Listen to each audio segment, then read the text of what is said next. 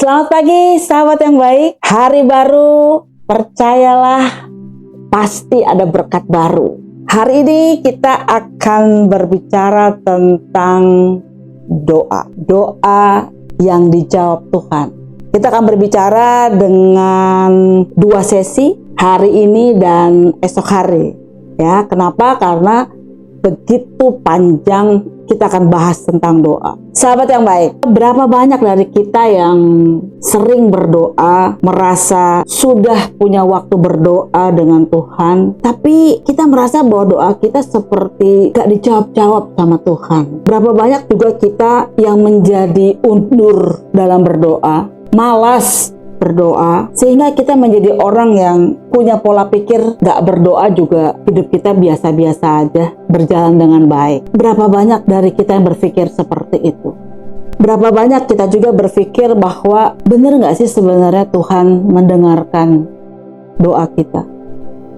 Kita menjadi ragu, kita menjadi tidak yakin gitu kalau doa kita dijawab Tuhan.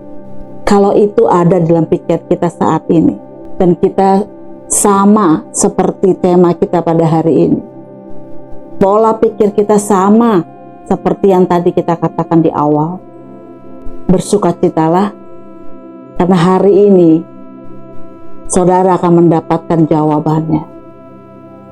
Bagaimana doa yang kita panjatkan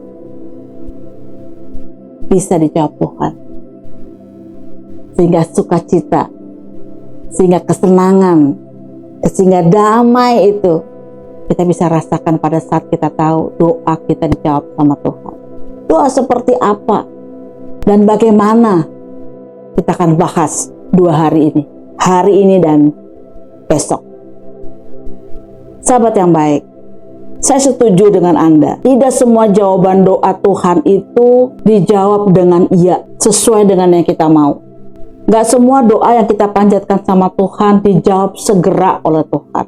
Saya mendapatkan satu clue-nya, satu hal yang sangat luar biasa dibukakan Tuhan. Bagaimana supaya doa kita dijawab oleh Tuhan. Rahasia itu dibukakan Tuhan kepada kita saat ini. Mari kita buka di dalam Yakobus 5 ayat 16. Ini adalah rahasia besar yang Tuhan ingin kita tahu supaya doa kita dijawab oleh Tuhan. Karena sesungguhnya Tuhan pengen jawab doa kita, tapi Tuhan tidak bisa mengingkari kekudusannya. Oleh karena itu, mari kita baca sama-sama dalam ayat firman Tuhan, Yakobus 5 ayat 16. Dia katakan begini, karena itu hendaklah kamu saling mengaku dosamu dan saling mendoakan, supaya kamu sembuh. Doa orang benar, bila dengan yakin didoakan, sangat besar kuasanya. Luar biasa firman Tuhan hari ini yang akan disingkapkan oleh Tuhan dan harus didengar oleh semua orang, yaitu bagaimana doa yang dijawab oleh Tuhan. Doa yang berkuasa.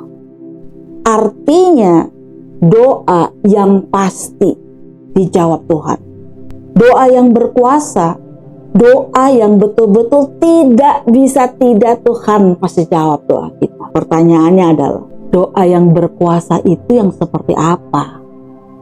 Sahabat yang baik, mari kita kupas apa arti doa sebenarnya. Maafkan saya kalau saya hari ini sedikit memberikan informasi yang gak enak mungkin didengar.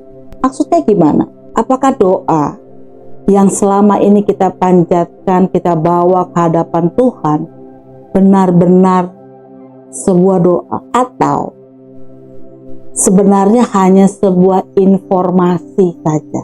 Sebuah informasi yang kita bawa ke hadapan Tuhan dan kita anggap itu sebagai doa. Kalau apa yang kita bawa ke hadapan Tuhan itu cuma sebagai informasi supaya Tuhan tahu segala sesuatu yang terjadi dengan kita dan apa yang kita perlukan, hanya itu doa-doa kita. Sama sekali Tuhan tidak dilibatkan. Kita hanya kasih tahu supaya Tuhan segera kasih apa yang kita perlu. Kalau doa-doa seperti itu yang selama ini kita bawa ke hadapan Tuhan, maafkan saya saudara, saya katakan itu bukan doa, itu hanya informasi, laporan sama Tuhan. Contohnya begini, pada saat kita menganggap kita sudah berdoa, minta misalnya ada teman kerja kita barangkali yang sakit, lalu teman kita bilang begini, tolong doain ya supaya gue sembuh. Lalu kita dengan cepat jawab, oke, gue doain. Lalu kita doa sama Tuhan yang kita anggap itu doa. Kita bilang sama Tuhan begini, Tuhan, teman saya sakit, Tuhan tolong sembuhkan ya supaya dia bisa bekerja kembali. Amin. Menurut kita itu sudah doa. Tapi kalau boleh jujur, pada saat kita berdoa, apakah pikiran kita sama dengan mulut kita? Apakah pikiran kita pada saat berdoa sama dengan hati kita? Silakan koreksi. Jangan-jangan pada saat kita berdoa, pikiran kita bukan kepada teman kita yang sakit, bukan kepada hadirat Tuhan, supaya Tuhan menyembuhkan dia. Tapi mungkin pikiran kita melayang entah kemana begitu ya.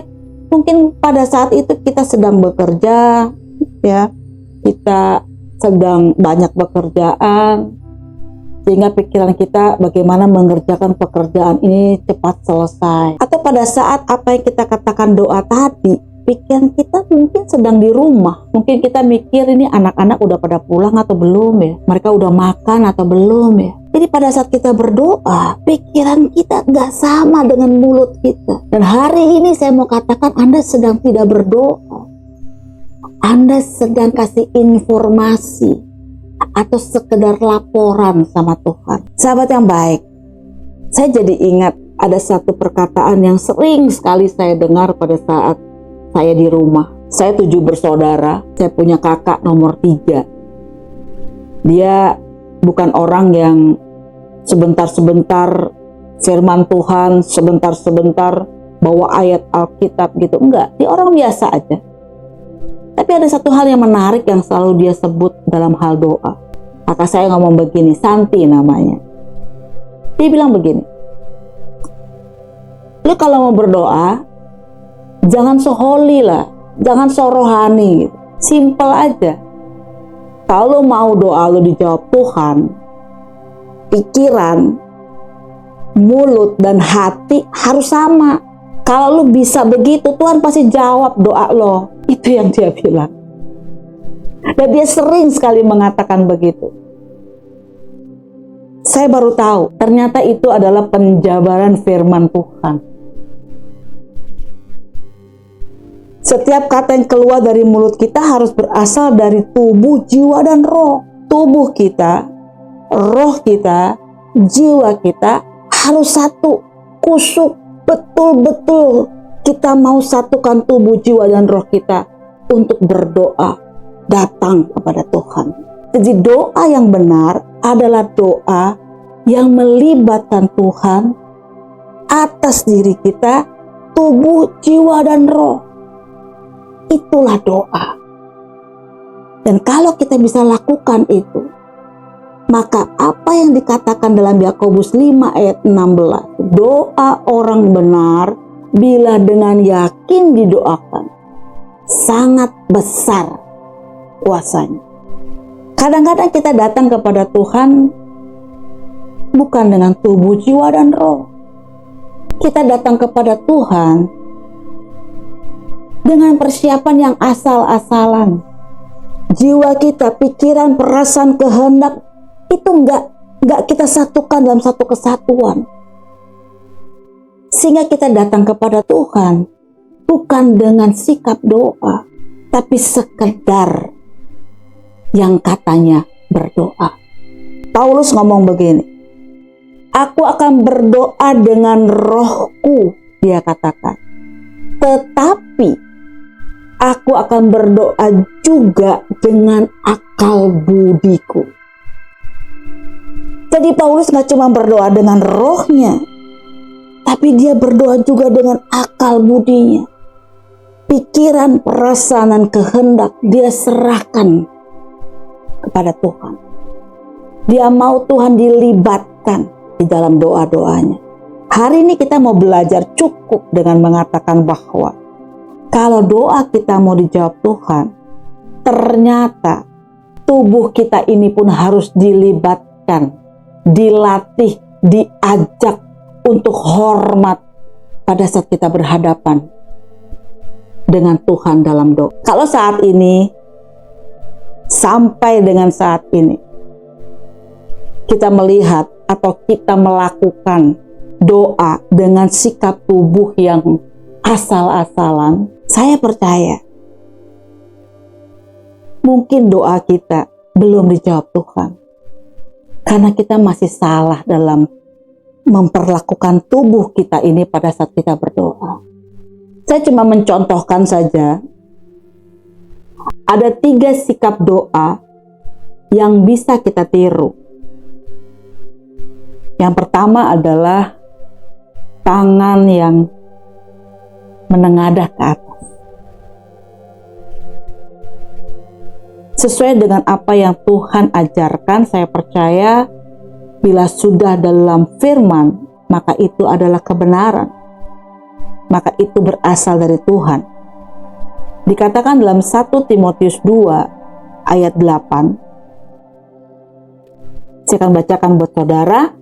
Oleh karena itu, aku ingin supaya di mana-mana orang laki-laki berdoa dengan menadahkan tangan yang suci, tanpa marah dan tanpa perselisihan.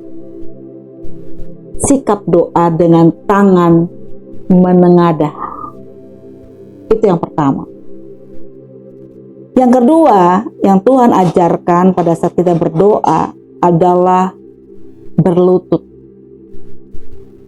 Firman Tuhan katakan dalam Lukas 22 ayat 41. Dikatakan, kemudian ia menjauhkan diri dari mereka kira-kira sepelempar batu jaraknya, lalu ia berlutut dan berdoa. Sikap tubuh berlutut.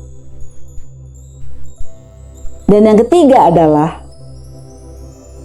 merebahkan badannya ke tanah atau dia sujud. Ini ada di dalam Matius 26 ayat ke-39. Dikatakan, maka ia maju sedikit lalu sujud dan berdoa. Ada 3 sikap tubuh yang baik yang dicontohkan oleh firman Tuhan. Yang pertama, tangan yang menengadah ke atas, berlutut, dan sujud. Silahkan Anda mau pilih yang mana? Apakah Anda mau memilih yang tangan ke atas, berlutut, atau bersujud?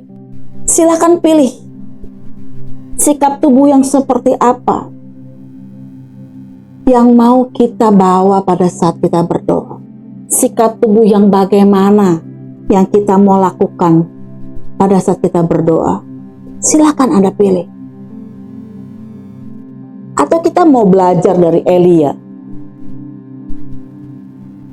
Menurut Yakobus, Elia itu katanya hanya manusia biasa, sama seperti kita. Tapi yang dikatakan dalam Yakobus 5 ayat ke-17 dikatakan begini. Elia adalah manusia biasa, sama seperti kita. Yang membedakan ialah ia telah bersungguh-sungguh berdoa. Dia katakan dia bersungguh-sungguh berdoa. Alkitab mencatat Elia adalah satu-satunya nabi yang bisa buka tutup langit. Kalau boleh saya katakan seperti itu. Kenapa? Ya karena Elia dengan doa yang sungguh-sungguh, dia bisa membuat langit tertutup, tidak turun hujan selama 3,5 tahun. Karena dia berdoa sungguh-sungguh. Sikap tubuh dia bersujud dan doanya dijawab Tuhan. Kemudian dia doa lagi, langit terbuka dan hujan turun. Saya sangat terkagum-kagum gitu dengan Elia. Mungkin kita juga sudah tahu ceritanya. Pada saat dia berdoa kepada Tuhan, dia tantang 450 nabi Baal. Gak cuman itu, tapi di hadapan bangsa Israel, Elia berani dengan percaya diri dan sungguh-sungguh berdoa kepada Tuhan. Untuk Tuhan tunjukkan siapa Tuhan yang sebenarnya yang harus disembah. Dan Tuhan menjawab doa Elia dengan luar biasa. Tuhan tidak mempermalukan Elia di hadapan para nabi Baal. Apa kuncinya?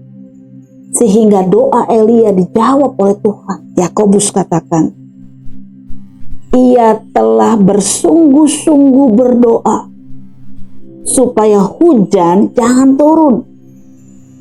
Dan hujan pun tidak turun di bumi selama 3 tahun dan 6 bulan. Yakobus memuji Elia yang sungguh-sungguh berdoa dan doanya dijawab oleh Tuhan. Luar biasa saudara. Sikap doa yang benar, sikap tubuh kita yang benar ternyata menjadi syarat juga kalau doa kita mau dijawab oleh Tuhan. Indah sekali saudara. Jadi pada saat kita ngobrol dengan Tuhan di dalam roh, disadari oleh pikiran yang tertuju, utuh, bulat kepada Tuhan, didukung dengan sikap tubuh yang benar, karena kita berhadapan dengan Tuhan, Raja di atas segala raja, Tuhan yang menciptakan saudara dan saya. Pantaslah kalau kita berdoa dengan sikap tubuh yang benar. Mari saudara, kalau hari ini kita belajar dari Elia, bahkan dari Musa, dari Yesus sendiri, para murid, bahkan Paulus, semua mereka berdoa dengan sikap tubuh yang baik. Artinya, Alkitab mencatat, doa dipanjatkan dengan sungguh-sungguh. Hormat, betul-betul dengan hormat, bukan dengan asal-asalan. Kalau hari ini kita belajar untuk benar-benar mengerti apakah doa-doa kita sebelumnya sudah seperti yang Tuhan mau. Buka hati saudara untuk boleh mulai berdoa dengan sikap tubuh yang benar. Mari terus berdoa. Semangat berdoa, jangan kendor. Percayalah Tuhan pasti menjawab doa kita. Asalkan itu benar-benar lahir dari hati, pikiran, dan mulut kita yang sama. Sahabat yang baik, besok kita akan lanjutkan pembicaraan tentang doa yang dijawab Tuhan. Kita akan belajar dari persyaratan yang kedua dan yang ketiga tentang orang benar dan berdoa dengan yakin. Mari terus semangat berdoa, teruslah berkomunikasi dengan Tuhan, jaga hubungan yang intim dengan Tuhan. Tuhan Yesus memberkati.